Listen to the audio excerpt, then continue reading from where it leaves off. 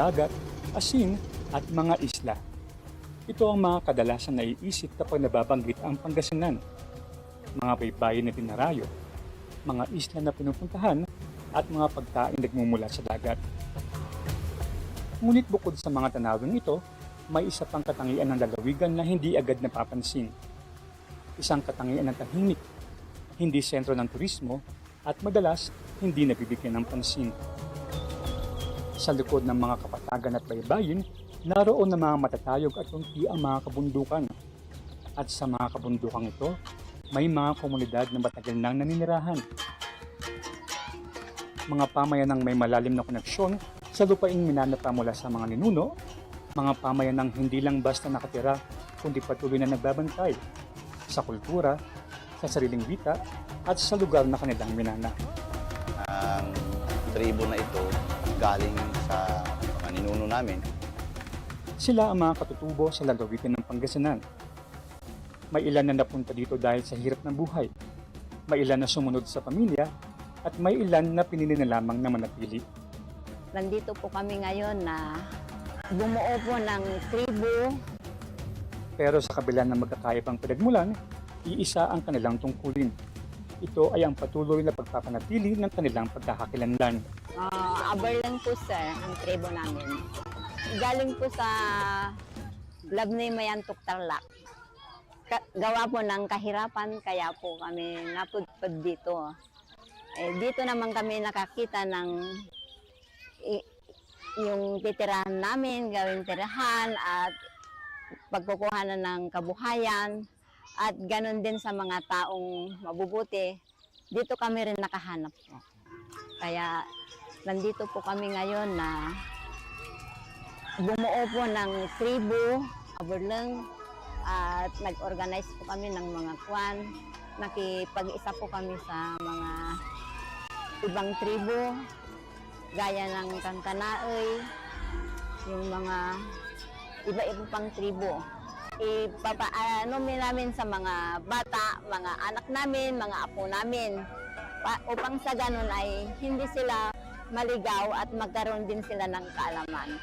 Dito sa amin kapag halimbawa mayroon silang mga sakit, ako naman ang linalapitan nila at saka pumupunta sa bayan na nagkano sa kanila, tumutulong. Ang tribe namin, Kangkanaoy, apply ang tawag. Ang aming ninuno galing sa Cordillera. Napunta kami dito sa mga tarim. Dito ako'y napangasawa ng tribe ng Aberlang. Kaya susunod marami din mga kamag-anak ko pumunta dito. Sumama rin dito. Mga tribong iba dyan. Kaya dumami na kami dito. Kasi kami mga elders nang galing doon, dala-dala namin ang aming kultura. Hindi namin pwedeng iwanan doon at dala namin kahit saan kami. Kaya dito, ginagawa namin yung aming kultura. Kailangan yung magsayaw kami, magpapasalamat kami sa Panginoon. Sa bayan na ito, masasaksihan ang isang komunidad na pinaghalo ang iba't ibang kultura pero piniling manatiling buo. Kahit nasaan sila, dala nila ang kanilang pagkakakilanlan. Patuloy din nila itong tinuturo at pinapasa sa mga kabataan.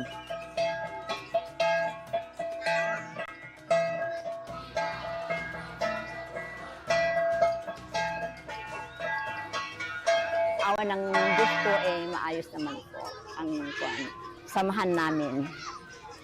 Kwento po ng sayaw po namin is kagaya ng yung mga lalaki, parang tandang na manok.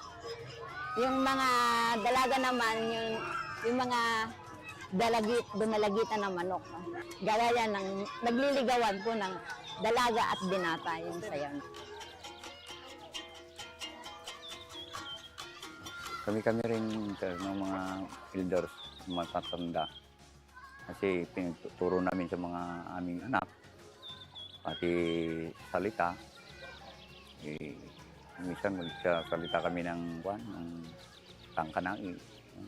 Yung ganyan ang sa bahay, pero sa labas, Ilocano ang dito, sa Tagalog lang. Sa mga komunidad na ito, hindi lamang nila bitbit ang kanilang prinsipyo, kundi maging ang malinaw na sistema ng pagtutulungan. May mga pagkakataong sama-sama silang naglilinis, sama-sama nagtatanim, at sama-sama nag-aayos ng kanilang lugar. Isang simpleng paraan para mapanatili ang kaayusan. Kung halimbawa, patawag kami na kung magpalinis ng mga kung dito sa amin, tumutulong kami sa mga clearing sa mga bayan, sa dito sa barangay, sir. Okay naman ang kanilang samahan, may pagkakaisa sila. Kaya willing akong suportahan at implement yung kanilang traditional. Sa tuwing calamity, sila ang unang tinatarget namin na tulungan dahil kakulangan nga ng kanilang hanap buhay at saka pagkain. Todo suporta naman ng ating mayora na tulungan sila. Ayun po yung naibibigay po na tulong sa kanila. Salamat din kasi dito rin kami nabuhay. Wala namang kumontra sa amin mga aming kultura. Ngayon din ng taga-LGU at tinutulungan din kami. Minsan pinapansin nila yung ibang request namin sa kanila. Yung kailangan. At kaakibat ng hirap na kanilang nararanasan, mayroon silang mga munting kahilingan.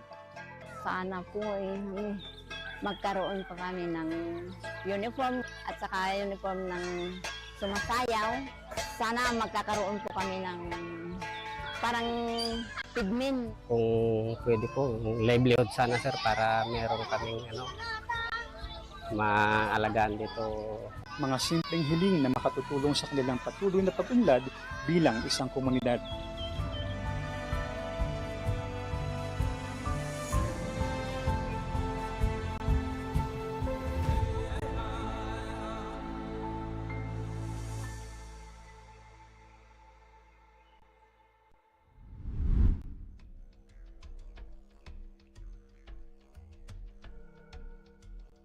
Bukod sa bayan ng mga Tarem, ang bayan din ng Natividad ang naging tahanan ng ilan pang mga katutubo. Para sa kanila, ang lupa rito ay hindi lamang tirahan, kundi isang oportunidad, isang pagkakataon. Pagkakataon para magkaroon ng sariling pagkain, sariling ani, at sariling kabuhayan. Noon kasi, yung sa hirap ng buhay namin doon sa Bugias, mababa ang gulay. Kaya naisipin naming bumaba dito sa Pangasinan para ng mga baboy ganun, yung mag-alaga ng manok, baboy para may kunting pagkunan ng pagkain kasi noon talagang hirap na hirap talaga. 2010 kaya maganda din yung ngayon kasi yung lupain dito, nasasaka. Ngayon, tinataniman namin ng papaya, produkto ng papaya ngayon. Kaya kahit ganito, may konti din. Kasi galing ako ng siyempre galing kami ng Bagyo, may dito kami nakasawa, at saka meron naman bundok-bundok dyan ako na pinagkakaingan. Yun lang, kaya dito kami ngayon kasi taga rito na pangasawa ko. Mga amain namin, dyan sila naglilinis noon, tatanim ng gulay. Pero yung lolo namin, dito sa bundok na matagal dyan, hanggang sa nakagawa siya ng bukid. Yan. Pero una, kaingin muna yung naglinis sa gilid ng bundok. Ngayon, may pinatag siyang bukid. Sa bayan na ito, makikita ang unti-unting pagbuo ng mga maliliit na komunidad ng mga katutubo, mula sa iilang pamilya hanggang sa umabot na ng ilang daan. At kasabay nito, dala-dala nila ang kanilang kultura, ang kanilang musika, ang kanilang pagtitipon-tipon, at ang kanilang paraan ng pakikipagkapwa-tao.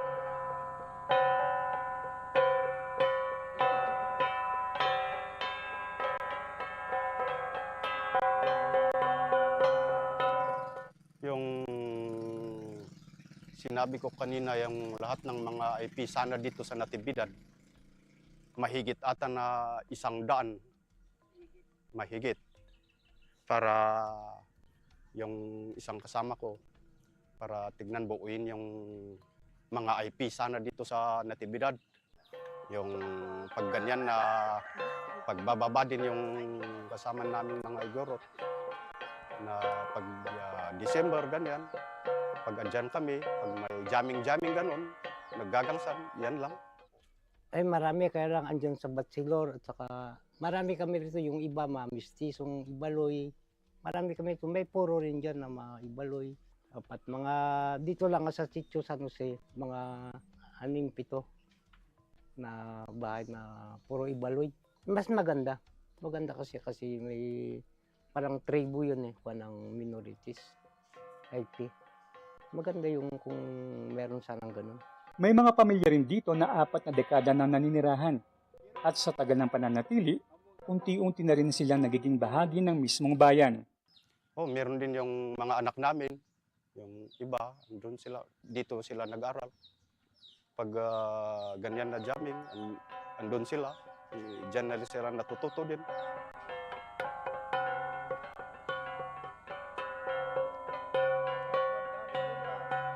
Pero kahit ilang taon na ang lumipas, may mga bagay pa rin silang nais hilingin. Ayan, ang dami. Talagang kagaya ng farm to market road. Kaya dito yung sasakyan, dadaan doon sa hindi makadaan naman kasi yung farm to market road na kailangan namin, hindi mapasok-pasok ng sasakyan doon. Kaya yan ang kailangan namin. Kagaya ng, anong sabi lang, yung magtalon, kulang yung biladan ng mga mais at saka palay. Yan, wala. Kaya ganito, yan ang walang pagbilagan. Pupunta dito yung mga buyer natin, hindi natin maibinta ng yung mataas. Kaya yan, binibilang kung ang gusto ng mga buyer natin. Kaya kung pwede lang sana, tignan ng mga kailangan naming mga farmer para medyo gagaan din. Kasi kagaya namin na mangbubukid dyan sa bundok, ibaba namin, papunta dito man lang. Yan ang kailangan namin, yung farm to market road. Pagkakaroon ng mas maayos na kalsada at pagkakaroon ng mas matibay na pagkilala bilang isang komunidad. At habang ang iba ay nagsisimula pa lamang, may mga komunidad na matagal na nakapagtatag ng kanilang sarili. Isa na rito ang bayan ng Labrador.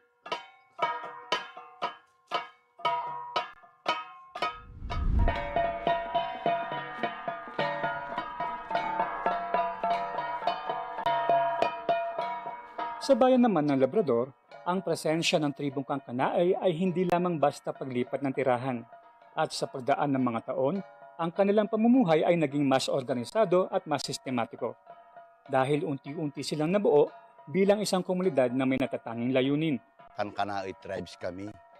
Ang tribo na ito galing sa part ng La Union, mga ninuno namin.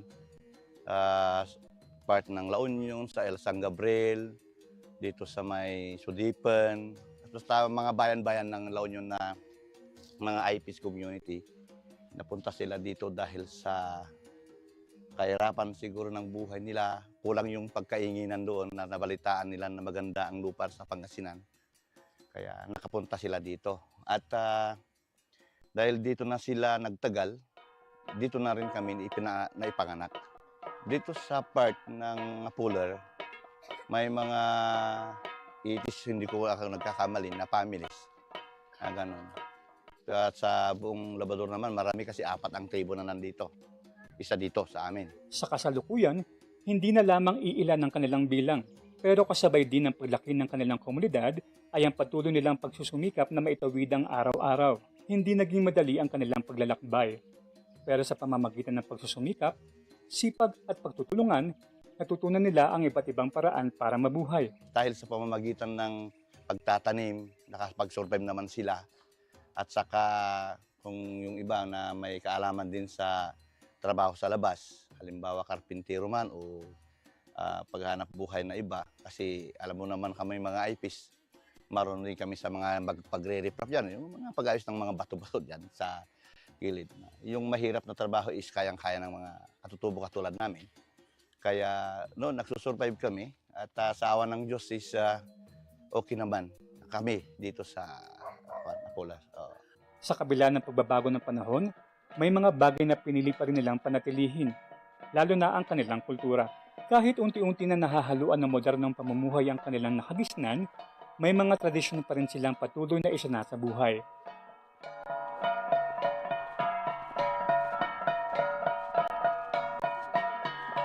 Sa ngayon, history na lang siguro yung nakukuha nitong mga bata kung ano yung nakaraan. Pero ang halimbawa yung mga paggamit ng mga damit, pagsasayaw, para mabubuhay pa rin yung aming mga kaugalian.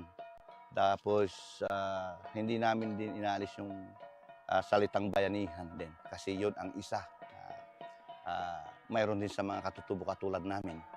At yung kaayusan ng bawat pamilya at bawat tao sa komunidad na membro ng IPIS din. At isalin din natin itong mga nasa malapit o kapitbahay na mga hindi IPIS na nakikitunguhan din namin ng maayos at sila din nakikitungo sila sa amin ng maayos din. Ngunit tulad ng ilang komunidad, hindi rin nawawala ang mga hamon. Yung daan namin kasi papunta sa bundok, medyo may kahirapan din yun, di ba? Pero kailangan din dahil sa kasipagan nila, itong area is masikip. Pero ang farm namin doon sa bundok talaga. At kailangan maayos yung daan. Yun. May mga resolution din kaming pinasa doon sa mga namumuno sa atin. Una, may mga itong daan namin kasi wala pa yan noon. Pero naibigay since time ng administration ni ex-mayor Akain doon, naibigay yung daan. Sa ngayon, yung tulong na mga ayuda kumbaga, mayroon din kami talaga, hindi rin kami nahuhuli. At binibigyan din kami ng mga opisyalis natin sa LGU man o sa barangay din ng importansya. Kumbaga, kung mayroon sila, mayroon din kami. At sa walang sawang pagtulong ng lokal na pamahalaan, may ilang pangangailangan na unti-unti nang natutulungan. Sa gitna ng mga pagbabagong ito, patuloy na dinadala at pinipili ng mga katutubong ito ang kanilang kultura, habang sabay na hinaharap ang mga hamon ng kasalukuyan.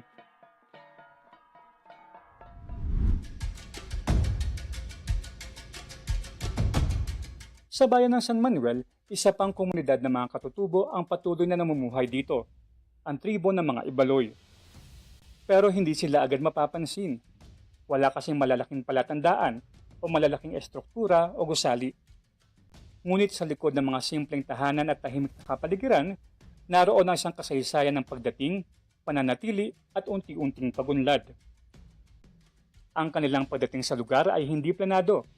Ito ay bunga ng trabaho, oportunidad at pagkakataon na nakita nila sa lupaing ito. Taga-Benguet sila. Pero pumunta sila dito, nakita na nila itong lugar na ito, binalikan sila.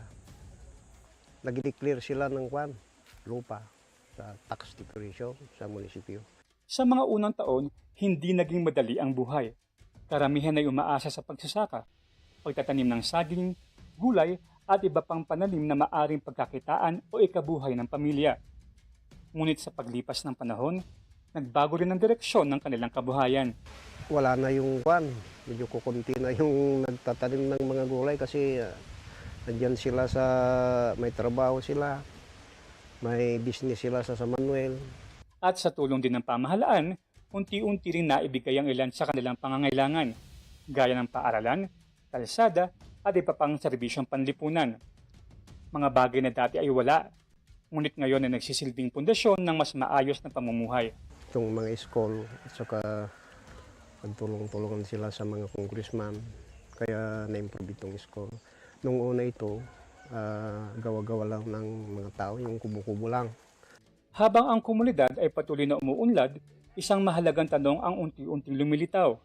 Paano mapapanatili ang kultura sa gitna ng pagbabago? Dito napapasok ang papel ng edukasyon. Sa mga paaralan, hindi lamang pang akademikong kaalaman ang tinuturo, kundi ang pagkilala sa pinagmulan ng mga kabataang katutubo. Actually, ang DepEd ay mayroong programang IP Education. Dito sa San Manuel, ang IP school ay itong Laklak Chayaw Elementary School po. Tapos dito, mayroong kaming ginagamit na sa pagtutulong na tungkol sa mga IPs. Ginagawa din namin yung pagsasayaw, tapos yung mga ibang dialect sa Ibaloy, yun na tinuturo din ng mga teachers. mahalaga din na ipanatili yung local dialect o yung mother tongue ng mga bata na Ibaloy o Kangkanaay. Si Panangisurumi, Kanyada, si ugali, kaugalyan, dapat lang may pasa. Tapno kadagi jay next generation nga ikat tangtangkilikin dadi dyan ay kultura at yaipis. Sa pamamagitan ng mga ganitong programa, nagiging bahagi ng pagkatuto ang kanilang kultura. Hindi lamang bilang alaala ng nakaraan, kundi buhay na bahagi ng kasalukuyan. So napakahalaga po na makilala din namin yung indigenous people ng San Manuel since ang turismo ay hindi lang naman siya sa mga tourist spots na kung saan ino-offer natin sa mga tao. Ang indigenous people natin, sila rin po ang bumubuo sa pagkamayaman at ng isang turismo or rich cultural at heritage ng aming bayan. What makes San Manuel progressive is because of its people. So dahil nagkakaisa ang aming mga mamamayan, mga kababayan, lalong-lalo na hindi rin namin iniibang ating mga indigenous people. Yun po talaga ang essence ng aming nabaligi San Manuel. Dahil para sa kanila, ang pagunlad ay hindi lamang nasusukat sa infrastruktura o ekonomiya. Ito ay nasusukat sa kung paano pinapahalagahan ang bawat bahagi ng komunidad.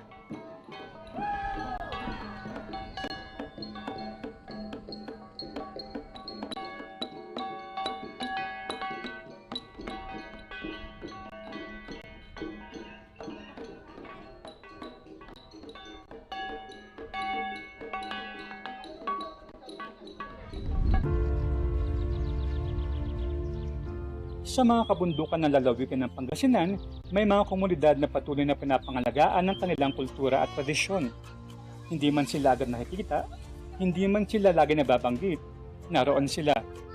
Mula sa bayan ng mga Taren, kung saan nagsimula ang paglalakbay ng ilang komunidad dala ang pangangailangan, sa bayan ng Natividad, kung saan ang lupa ay naging bagong simula para sa mga pamilyang naghahanap ng kabuhayan, sa bayan ng Labrador, kung saan ang kultura ay unti-unting inaangkop sa pagbabago ng panahon, at sa bayan ng San Manuel, kung saan ang isang komunidad ay lumago mula sa ilan hanggang sa umabot ng daan-daan, makikita na ang kwento ng mga katutubo ay hindi lamang kwento ng nakaraan. Ito ay kwento ng pagpapatuloy at kwento ng pagkikipaglaban. Hindi laban sa ibang tao, kundi laban sa pagkalimot. Sa bawat salita, sayaw, at kaugaliang kanilang pinipilit panatilihin, nariyan ang isang tahimik na paninindigan na hindi kailangan mawala ang kultura para lang makasabay sa pagbabago ng panahon. Nasa isang lalawigang kadalasan makikilala sa dagat, sa asin at sa mga isla, may isa pang mukha ang lalawigan ng Pangasinan. Isang mukha na matatagpuan sa kabundukan, sa lupaing hindi lamang tinatahak, kundi inaalagaan. At sa komunidad na hindi lamang nabubuhay, kundi nagpapatuloy ng isang pamana. Dahil sa huli, ang tunay na yaman ng isang lugar ay hindi lamang nasusukat sa likas na yaman o sa pagunlad nito, kundi sa mga taong patuloy na nagbabantay sa kanilang pinagmulan at sa mga kwentong patuloy nilang isanasa buhay para sa susunod pang henerasyon.